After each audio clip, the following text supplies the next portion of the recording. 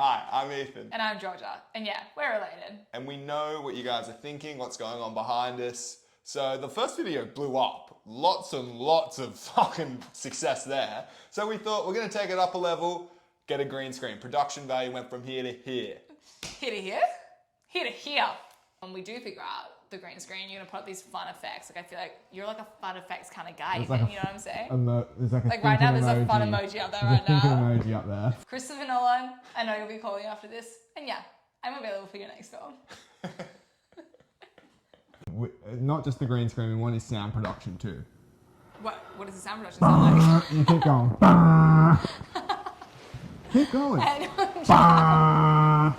It's literally impossible. Like, I don't even know how the actors are doing it. But green screen aside, last week we looked at Sex and the City, and this week we'll be looking at a movie or TV show that I wanted to talk about. We had some arguments about it, and that's all I'll say. That's all I'll say. I've been silenced. I'll remember this. You fucking dog. Anyway, so are we bringing us? It's really emotional and talking. A cult classic. Yeah, they do say that about things. Cult classic this, cult classic that. It's like, where are these actual cults? Like, how do I sign up? What's the structure? Who am I sending my money to? Where am I going when I die? These are the kind of questions you need to know about a cult. I mean, it's true. It's very like MLM. It's like, well, I would sign up, but where? Yeah. Like, I am susceptible. Like, you better believe, like, when Instagram sends me something, like, it's like, shop now. I'm like, okay. And those drink driving ads work on us. We do that shit all the time. And yeah, I feel like cult classics also, it's just like lost all meaning. Like, I feel like that about this show. Like, I don't feel like it's a cult classic because it's so popular. It's like when guys are literally like, oh, I just like love cult classics. Like, I love Pulp Fiction. It's like, okay, what? And the show that I'll be bringing is a cult classic. It's New Girl. And I haven't seen the pilot in a while. We both love the show, both big fans. Haven't seen the pilot in about 2 years. I would say like 3 to 4, I guess, whenever the COVID was. Yeah. Sorry. When was that? Oh, boy, me. But I watched it twice in lockdown, which I think is important because like that's how committed I am to the show. Because before I was online, I was offline promoting this show. I moved into a new share house in the middle of lockdown, and these girlies were like, what have you been watching? And I was like, I've been watching New Girl, and they were all like, I've never seen it, and I hate Zooey Deschanel. And Zoe was getting a lot of hate for this back in the day. The girlies really came for the awkward random girls. And look, I get it. Awkward random 2010 was a lot, okay? Those felt hats, like, come on now. You were doing too much there. You know who you are. But I do feel like there was a lot of like negative press around Zooey Deschanel. Like at this time, it was like so unreasonable. It was like girls being like, oh my God, like she's such a pick-me. Like, let me be a girl's girl. It's like, okay, Zooey Deschanel is literally a girl's girl. Like, so... yeah, reflect. I don't know. If you're one of those people that hates Zooey Deschanel, think about it. The reality is some people are quirky. The reality is you have a quirky friend. Like, be real. Like, you know your friend that you like bring out and they're like into puppets? Yeah. No, I don't think that's that relatable. Because yeah, it's okay to be a bit quirky sometimes. Also, I feel like I wouldn't say I'm quirky, but it's like Zooey Deschanel's quirky and she loves. I wouldn't say I'm quirky. I don't know if you guys picked up on this, when she said that thing about the puppet, that was her. We've all had a puppet. It's fine. We all had a puppet when we were younger, and then maybe when we were older. It's fine. But now I think that you've disclosed my puppet era, which is awesome. I'm really glad we shared. I thought we could like go and watch the pilot for the first time in ages, and then come back and get a refresher, refresh you guys. We're back. We are back. We've watched the pilot. We loved it. We loved it. No notes. Noteless. Perfect pilot, honestly. You get such a great taste for the characters. There's 5 main characters we're meeting. Who are they? Cece. Yeah, I put her first. Whatever. Jess, Schmidt, Nick, Coach. And it's only a 20-minute episode, but it's so tightly written and well performed by all the actors that you get a really good taste for the characters. Yeah, totally. I feel like I know a little bit about all of them and I'm invested in all of them from the get-go. And honestly, like that is difficult to pull off. In 20 minutes with 5 people, for sure. It's a great pilot. It's giving ensemble and yet I'm invested. Exactly. Before we say too much more, we'll give you guys a quick little plot summary. So the main plot is that Jess has found out her boyfriend's cheated on her, who she lives with, so she has to move out. So she does a housemate interview with the boys' coach, Nick Schmidt, and she ends up moving in. We've all been there. We have. We've all been in the We've housemate all been in the interview. housemate interview. And honestly, it never goes well. But she nails it, she moves in, and she's heartbroken, as she would be. So she's moping around the apartment in the living room, watching Dirty Dancing on repeat, crying her eyes out. We've all been there. And then the boys are like, it's annoying. It's fucking annoying that, someone's in your lounge room crying all the time. It's like, we need to solve this situation. They plan to get her a rebound. And they manage to tee something up. She's got a date planned for that weekend. And at the same time, Schmidt is really wanting to go to this event. And we find out that Nick's ex-girlfriend, they broke up 6 months ago, he's still in love with her, can get them into the event. So he ends up calling his ex, and they go to the event. They're standing in line. Nick starts reconnecting with his ex. Hold your horses, who's that? They see the guy who is supposed to be on the date with Jess right now, and they realize that he stood her up and hasn't let her know. Gasp. She's at the restaurant Gasp. alone.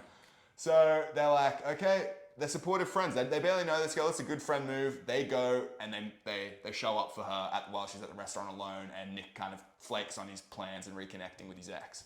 I mean, huge W for friendship right at the get-go. Exactly. This share house and this pilot is going to go far. Exactly.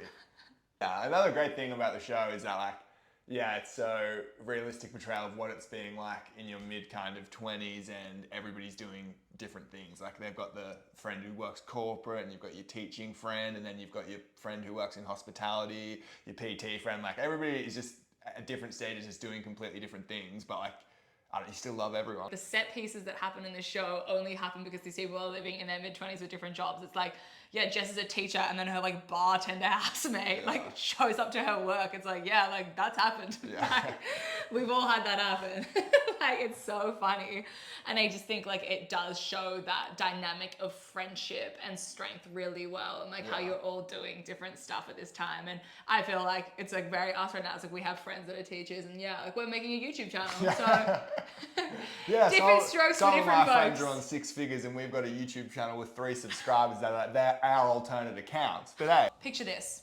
You're coming home from a trip away, and you're like, yeah, I'm sexy. I have sex appeal. I get it. I get what the girls are doing. I'm not going to sex, but I am going to roleplay. I'm struggling to picture this. Yeah, maybe it's best you don't picture this. And you're coming home and you're like, I'm going to surprise my boyfriend. I'm going to put on my sexiest little outfit. You put on a trench coat. You're completely naked underneath, and you think, what is the shoe that screams sex appeal? I've got it. A ballet flat. It's perfect. He's gonna love this.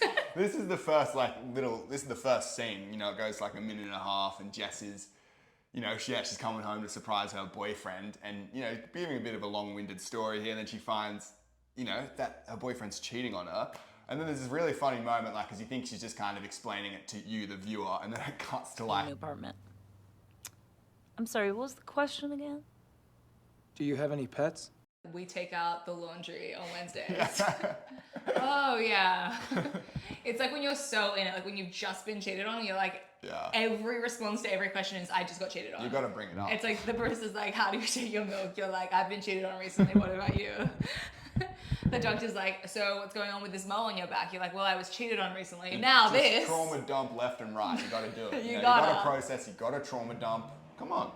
We've all done it. Another little it's a great opening section. Totally. The kind of interview portion is wrapping up, and the boys have to go decide. The bros. I probably just fucked the mic there. They have to go the discuss. Boys, the bros. They have to the go. lads. They have to go discuss what they're gonna, what the go is. Is she gonna move in? She is a woman. Is she gonna move in? I don't know. Yeah. So then there's it's just a great kind of scene, because it's these 3 different. Well, one, it's just something that is so real. It's with your current housemates, you have to discuss okay, do we want this person moving in? Yeah, and what are the things we're considering? Yeah, it's a little. And everyone has different priorities. Yeah, exactly. So then you do get a taste here of the 3 different personalities, because Schmidt's for it, Coach is against it, and Nick is kind of neutral. So there are, Schmidt's dude, she's friends with models. We gotta get her in. We gotta. It's a no-brainer. Yeah, and Coach is I don't want to live with a woman. It's Schmidt and Coach are both misogynists, but in very different ways. Yeah. And that's illustrated immediately. And it's just funny, Nick is he's He's just like playing. He's like, well, I've lived with a woman. Yeah, but you even know? like he's playing this sitting on the fence, always like, great points from both of you guys. Like, he's really, he's the peacekeeper in this group. He's trying his best. Yeah. He's like, I see where you're both coming from. And coach accurately responds, make a decision. Yeah. Which, sometimes just has to happen. Like, Yeah. I'm coach in that moment. No, you're a fucking decision paralysis person. You Wait, are so I'm not Nick. coach. You are definitely the person who. She asked me the other day to like help her buy a monitor because she wouldn't be able to decide. Well, there's so many monitors. How am I supposed to make Make a decision! Executive decision.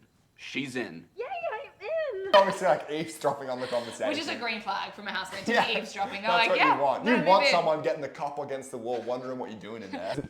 It's kind of right. After same scene pretty much. There's this really funny moment where Nick's talking about how they mentioned his ex-girlfriend. He's like, it was 6 months ago. I'm over it. I've moved past it. Like, I'm over it. He just like keeps saying how over it he is, and it's like, we've all been there. It's like, that's your mantra. You gotta tell yourself, I'm over it. Like, I've moved past it, and one day it'll be true.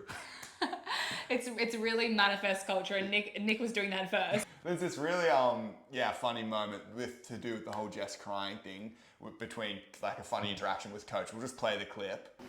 Stop it. Stop. Schmidt.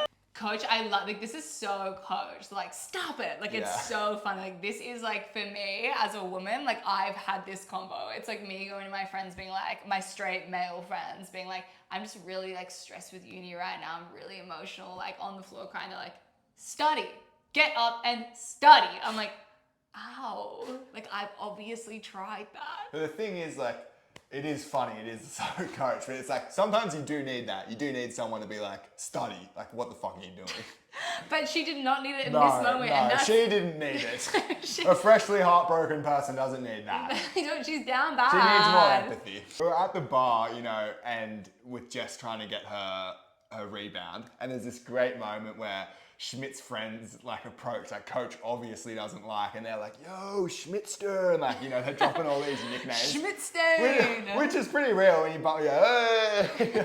But then, he starts trying to talk to Coach, and Coach obviously this guy sucks. Like, Coach has got no time for him, he's like, hey Coach, blanks Nothing. him. He completely blanks him, and then he's like, you like parties? Like, dude, that you're at the bottom of the barrel, and you're like, fuck, what am I gonna say? Do you like parties? I feel like I've been that guy though. You're like, oh fuck, I don't know what I'm gonna say. You like parties? As a Taurus, I have felt that. It's like I'm at a party with my friend and then their friends show up and I'm immediately like, oh no, Not this like guy. not this guy. And they come up and they're so excited to see you because you're your friend's friend. They're like, hey, like they're enthusiastic to see you, but they don't know that you're a piece of shit and you hate them. And I'm just Coach at that moment. They're trying to talk to me and I just say, don't talk to me. But it's not like obvious. It's not. You're making it sound like every mutual friend you hate. It's like it's just specific people. Like, That's true. The specific d-bag who calls Schmidt stands. Like, yeah, I don't have time for you. So we're in the bar and Schmidt is like going up to Nick yet again, like, you have to get us on the list. Get us on the list. Yeah. And what are these lists? Like, you always see on TV that, are you on the list? And they're checking lists. It's like, I think we are potentially outing ourselves as not being cool, but I've never seen one of these lists. I've never been on the list. Yeah. Like, they check the list, like, I'm not there. Like, and my name's pretty generic, Georgia. Like, I could be on the list, but I am not personally on the list. You pull up to the event, you're like, what's your name? Ethan. They start checking, don't bother, bro, I'm not on the list. I didn't realize this was a list thing. So we all have that douchebag friend who's like a nightmare that you love, but we also have that friend that is just so themselves all the time in a genuine way, and like that is Jess, and I love it. Like, I feel like there's the scene in the bar where like Nick's upset and Jess is like, why don't you just like... Yeah, I think the scene's funny because she's like, we're just a couple of losers. We've both been dumped. It's like how to trauma bond. Hey, your parents divorced? Yeah. Have you been recently broken up with? Loser city. Like, it's so... She's just being fun and silly. I think there is because she's like, don't you always just like thinking about like, oh, like, yeah, I think I think she takes it a step too far, being like, you must always be wondering about it and like, where did I go wrong? It's like, maybe you shouldn't say that to somebody. Like, Jess, maybe you should pump the brakes. Yeah. Jess is pretty much like, oh, like Nick, it seems like you bottle up a lot of your feelings. You like, need to share. You should share. And he's like, well, maybe I should just go around pretending like everything's chill. And being ride a rainbows. unicorn to work. Singing- She's like, if you could do that, yeah, dude, you would. Ride a unicorn to work, hello. Save on the commute. Do you read fantasy fiction? Don't out yourself, Ethan. But like, she's like, yeah, like I think you should be like that. And then Nick's like, I'm being mean to you. She's like, oh, well, I have a really good time being myself. Like, You being mean? I don't give a fuck. yeah, Because that's awesome. yeah, like that would be great. Like I love being me.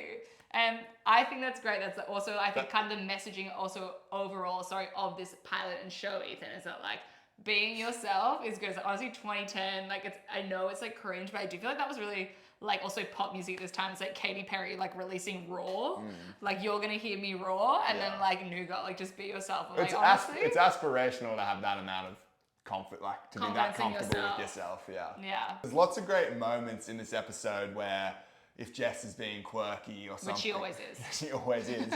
You'll see these shots of like, it's usually Nick and Coach and they're like, they're just giving each other looks. They're communicating through looks. And it's so real. It's like, that is exactly what, real life is like. Something like crazy. You're out with your friends, something crazy is happening. Like, or one of your friends is like doing something insane. You just look at your other friends and you both know exactly what you're thinking. You're like, oh no. Yeah. And like, I feel like they do such good shot cuts for this. Like you feel like you're there with them. You're like, oh my God, like so awkward. Can't believe she did that. Yeah. Like the other week we were out together, and there was another patron Oh my God, yeah. that was also out, and they were quite inebriated. Yeah. And Ethan, me, and two of our friends were out, and this woman, well, she had a lot to say. Yeah. And we probably spent at least 15 minutes giving each other looks. Yeah, but to me, Like- it was funny because we were giving each other looks, but it was like she was so smashed. We're also just saying like, bro, what the fuck is she like in front of her? We're like, what is she going on about?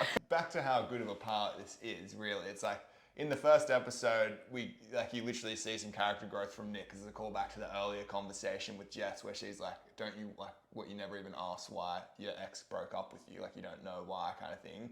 And then when he sees his ex for the first time, they're kind of like having a reconnection moment. He's like actually, yeah, like why did you break up with me? And I just think it's pretty, powerful that in the first episode that you can actually show a bit of character growth. It's like not that common, I guess, in pilots. And also it doesn't feel rushed. It's also Yeah. done well. It's kind of like I do feel like sometimes I guess like in movies particularly as well when they try to do too much in like an opening sequence, like like a montage where like they're rushing it, like this doesn't feel rushed. Like there's really organic character development from Nick in the pilot where it's like he's like had this combo with Jess where he gets like back chat from Jess being like, why did you never ask me? He's like, I bottle all my feelings. Then he sees his ex. She invites him for a drink and he goes, wait, can I just ask you a question first? And it's like, yeah, that's so good. It shows the influence that also having people like in your life, like good friends, like the impact it has and how direct it is. It's like immediately. He's like, like after a week of living with Jess, like, you know what? Like it's on my mind. Like why did we break up? Okay, so the final scene, it's good. Powerful stuff, it's good. Talk about a closer. Yeah. So Jess is at the restaurant and the waitress is like, sorry, we're gonna have to ask you to give up the table because she's been stood up or whatever. And then the boys show up. They're like, we're here for the date, all three of them. And the waitress is like, really, all three of you are here for the date. And Nick hits them with we're reverse Mormons. One man is just not enough. Yeah, it's a it's really like, funny line. okay, love you, Nick. Yeah. He's quick on his feet. Quick on his feet. Quick on his thick. He's quick on his feet. He's quick thinking feet. He's quick thinking feet. He's He's got a him writer. on. He's He's a got him writer. on. And then, Jess immediately like starts to tear crying. up, starts to well up, and obviously three straight men who like have really never lived with a woman except somebody that was sleeping with, they're freaking out, like a woman crying, like, oh no, like stop, like, oh, what have we done? What are we gonna do? And then Nick again, quick on his thinking feet thinking quick. What does he start doing, Ethan? He starts singing, had the time of my life, and I've never felt this way before. I swear this is true, and I owe it all to you. One of the worst I've ever heard in my life. And there's like lots of fun harmonies occurring. Schmidt, he's on the fence. He's not sure. And then he comes in with the voice of an angel. An angel. He carries the track. Come on, I'm gonna get him on a feature.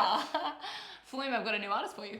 It's such an iconic ending, and like the episode is so well written. There's so many callbacks to earlier moments, how she's obsessed with Dirty Dancing, and like this is how they're gonna cheer her up when she's in this sad moment. It's like it's just a wholesome friendship thing to do as well. Obviously, they get kicked out of the restaurant because they're making causing a scene. but it's beautiful. It's so beautiful. It's beautiful. I'm like, I am gonna cry at the end of this. Like, she's crying, I'm crying. Like, We we're promised all ourselves crying. we wouldn't. Going to. I promised myself Stop I rolling, wouldn't stop cry in rolling. this one. But I just thought it was so silly. Like, I had the time of my life watching this pilot, and I think you guys will too. We absolutely loved it. You guys, if you haven't already seen it, even if you have seen it, it's serious. I'm probably now going to rewatch the show. Like, we watched the pilot. The same thing, honestly, happened with Sex and the City. I've been watching it on my own. Like, I gotta stop watching these fucking pilots. I don't have enough time on my hands. Seriously. But you guys should check it out if you haven't. It's so good. Definitely, if you have not seen it, you should rewatch it. And I feel like also seeing it on the rewatch, like stuff that you didn't see, like you like loving Coach so much in this episode. He's got such good delivery. Yeah. He's an unsung hero of this episode, in my Yeah, he opinion. really is. He honestly doesn't really have many lines. In fact, they're always funny as fuck. They're so good. Yeah. And I think, what would we give this? Are we doing ratings? I don't know if we're doing ratings. But if we were going to, Hypothetically, I'd honestly probably give, for a pilot, I would probably give this a 10. for a pilot, I'd give it an 11. Ooh. Then what She's the going fuck up is this- the point in a scale if you're just going to go above it? Be serious. Okay. I think there's only one thing left to do. Shall we? I had the time of my life. Another one. I never felt this way before.